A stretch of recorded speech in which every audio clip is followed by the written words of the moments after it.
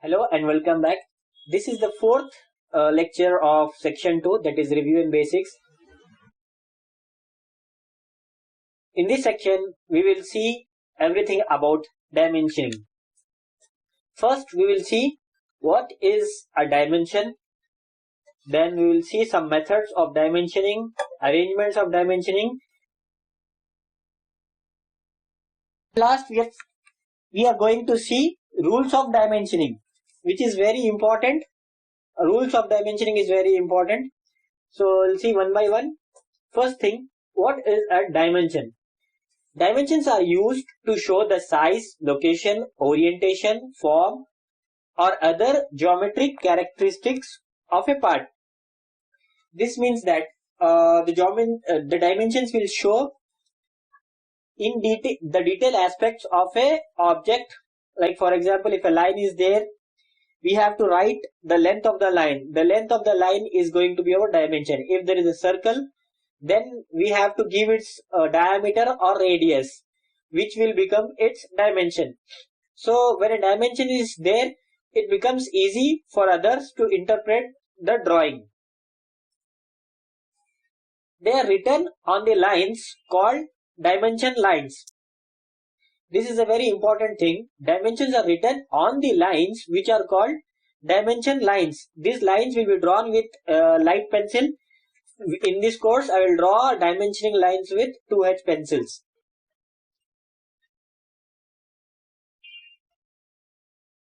So here we will see methods of dimensioning.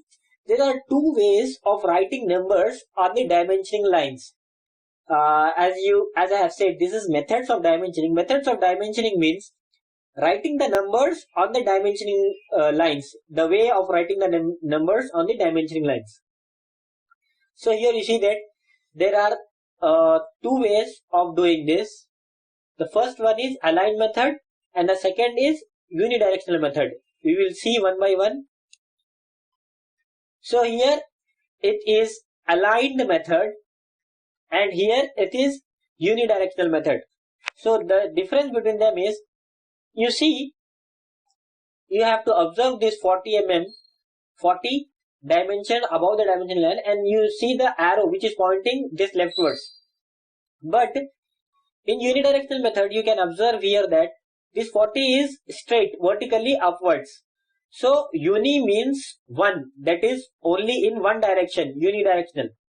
You see that this 40, 28.28, 20 and 40 all are facing upwards. I have indicated with these arrows here. But here in aligned method, these dimensions are aligned with respect to the line with which they are being dimensioned. For example, this 40 here is upwards, but this 20 here is leftwards, because it is indicating this line's dimension. So these are two ways of writing numbers on the dimension line: aligned method and unidirectional method. Pause the video and please observe carefully the differences. This is very important. But here throughout this course we will use aligned method of dimensioning.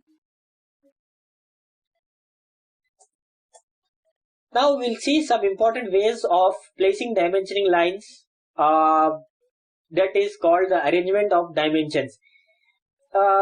In general, there are three methods: chain, parallel and combined method. These are the important methods: chain dimensioning, parallel dimensioning, combined dimensioning. In the previous slide, we have seen that how to place the dimensioning numbers. But here, this is the arrangement of dimensioning lines, not the dimensioning numbers. This is related to dimensioning numbers.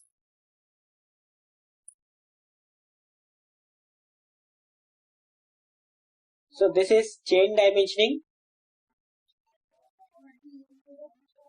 So here we see that all dimensions are in one chain. You see that this is 10 mm, this is 10 mm, this is 10 mm. They are all in one line. Now we will see parallel dimensioning. You see that in parallel dimensioning, the dimensioning lines are parallel to each other. This 10 mm dimensioning line is parallel to 20 mm dimensioning line, which is in turn parallel to this overall length, which is 30 mm. with this both method we are doing only the same thing, which is indicating the dimensioning of these three portions or three steps.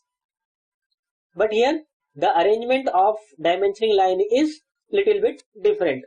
And one more method, the combined method. As the name itself indicates, it is the combination of chain and parallel dimensioning. It is quite useful and we will use this method throughout this course because it's very convenient to use these methods. We can use the chain dimensioning as well as parallel dimensioning rules in this.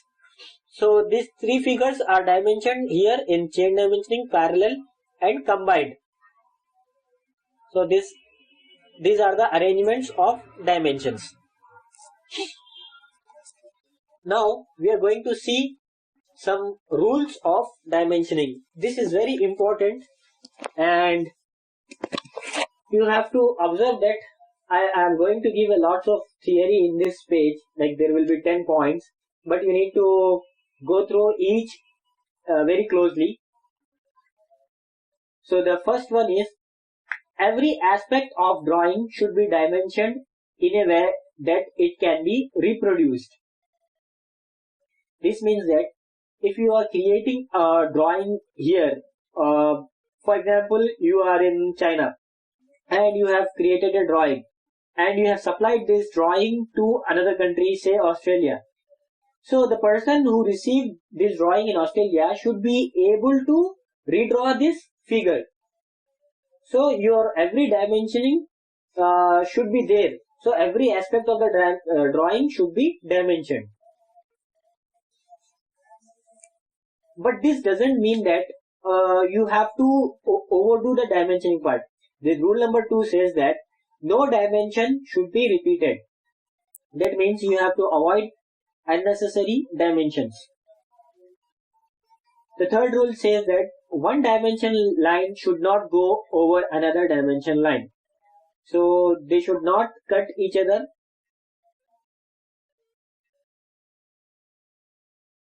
So this is the fourth rule. Extension line should touch the line to be dimensioned. This is also an important rule. Whenever you are dimensioning a line, the dimension line should touch that line, which means that the part which has to be dimensioned is to be touched by the dimension line. So this is the fifth rule. As far as possible, you have to place the dimension outside the main diagram. So whenever it's possible, you have to keep the dimensioning outside the diagram only. Only in certain rare cases, if you don't have space, then only you should place the dimensioning inside the diagram, and very rare cases. And under no conditions, dimension should be placed below the dimension line, which means that we have seen two methods of dimensioning, aligned and unidirectional.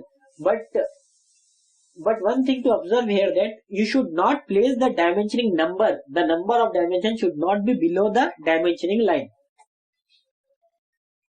If some portion is narrow, you can extend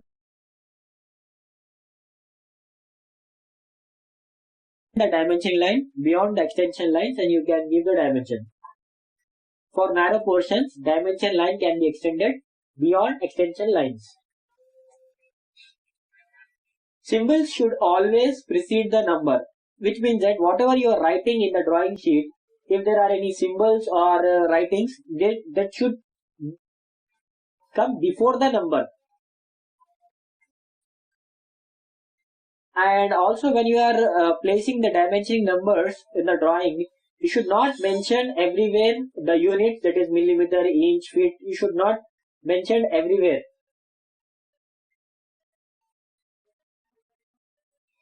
Extension should be taken from visible and not from hidden or dashed lines. This is also important point. So whenever you are drawing hidden lines and dashed lines, we will see about hidden lines and dashed lines in the coming lectures. But for now, you see that extension lines should be taken from the visible lines only. So to understand these rules, let us see some example diagrams in which they are exploited. That means they have been broken. So you see that this is example number 1. There are certain rules which have been broken here. In the last slide, we have seen 10 rules. Out of the 10 rules, we have broken some rules in this question. So you need to observe here. So I have written 8 here.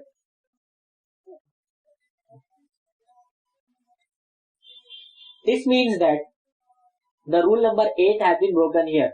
20R, it should not be 20R, it should be R20, because rule number 8 says symbols should always precede the number. That means R should come before. And also, this dimensioning line is in air, where I mean to say that there is no portion here from which we have taken this dimension. So it is breaking the rule number 8. And rule number 5 here, you see that this 10 mm is placed inside. We were having some place here. We should have placed this dimension here. So it is breaking the rule number 5. And here you can see that these two things breaks rule number 2, which means that these are extra portions, because as you can see here that this is 20R. That means this radius, if this radius is 20, this length would obviously be 20, and we did not place this 20 mm or 10 mm here. So this is the wrong figure, and if we dimension it correctly, it will look something like this. See that R has preceded the number R20. There is an axis line from which we are taking the dimensioning line, and you see that we have placed the 10 mm dimension after that, and we have removed these two dimensions because they are not necessary, not required. We have already mentioned here dimensions and also for this radius.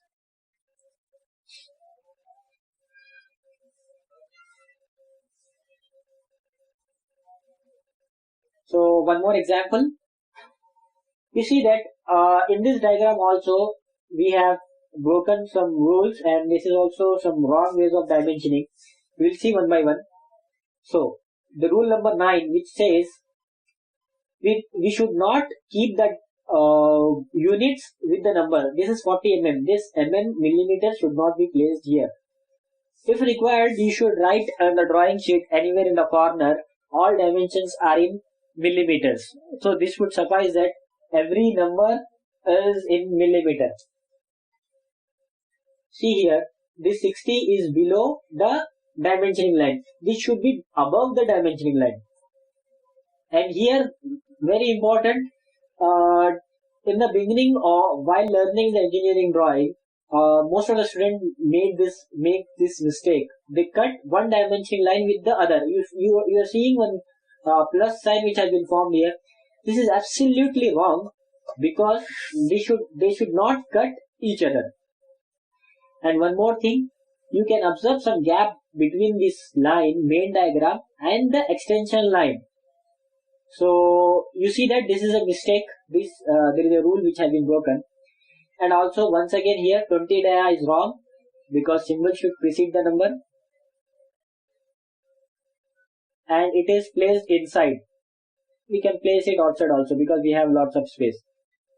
So the correct ways of dimensioning here, you can see that first mm has been removed, 60 has come above the dimensioning line, and you see that we have taken 10 before this line so that they do not cut each other, and this line is now, the extension line is now cutting the base line, and we have placed this dimension outside with the dia symbol, dia 20. This looks beautiful. If you compare with these two, it's looking very odd, and this is looking very good because we have followed all the rules. So if possible, try to go back and see the rules once again for yourself. The 10 rules. These 10 rules are very important. Read them once. Try to see the differences between these two examples. Try to draw, if possible, try to draw this, because in some examinations, short answers will appear like this. You have to correct the dimensions. In such type of questions, they will give this question to you, and they require you to answer this question. Even if you draw this question fully, you won't get any single marks until you correct the dimensioning mistakes. Thank you.